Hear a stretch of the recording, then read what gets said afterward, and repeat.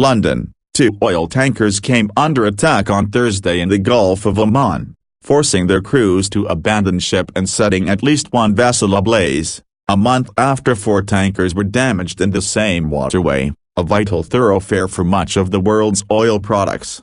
The attacks escalated tensions in an already tense region, where Iran has long been at odds with Saudi Arabia and the United Arab Emirates, and they are backing opposite sides in the civil war in Yemen. Relations between the United States, allied with the UAE, and Saudi Arabia, and Iran have also worsened. Frictions have become so intense that other nations have pleaded with all sides to stay calm rather than provoke an all-out war. Last month, Jeremy Hunt, the British Foreign Secretary, said, "We are very worried about the risk of a conflict happening by accident with an escalation that is unintended on either side." It was not immediately clear how the most recent attacks were carried out or by whom, just as the circumstances of last month's attacks remain murky. The two ships that were struck on Thursday appeared to have been more seriously damaged than those hit in May. On a visit to the UAE about 2 weeks ago, John Bolton, President Trump's national security advisor,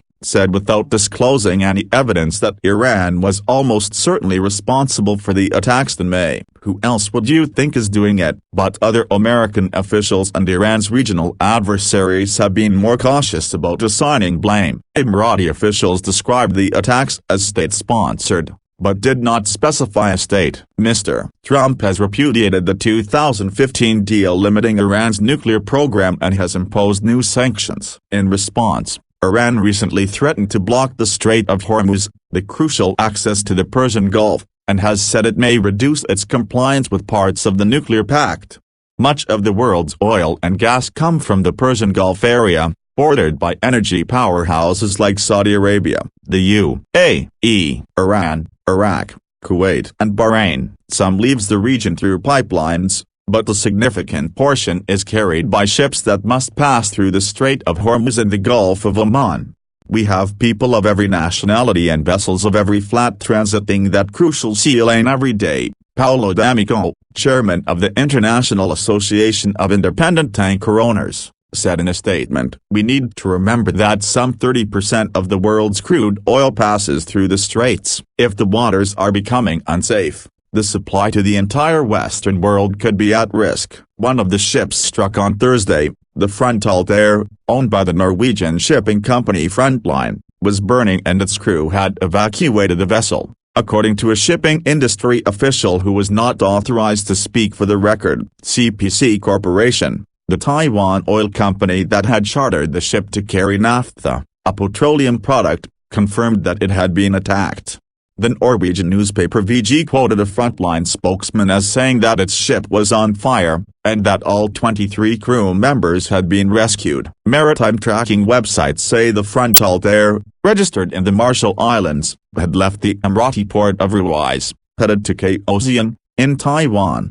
The other tanker, the Panamanian-flagged Kokoka Courageous, operated by the Japanese company Kokoka Sungyo, was carrying methanol, and Iranian state media reported that it too was on fire. It was reportedly headed from the Saudi port of Al Jubail to Singapore. The ship's owner, Bernhard Schaltgum and COKG, said in a statement that all 21 crew members had abandoned ship after damage to the hull on the starboard side, and were quickly rescued from a lifeboat by a nearby vessel.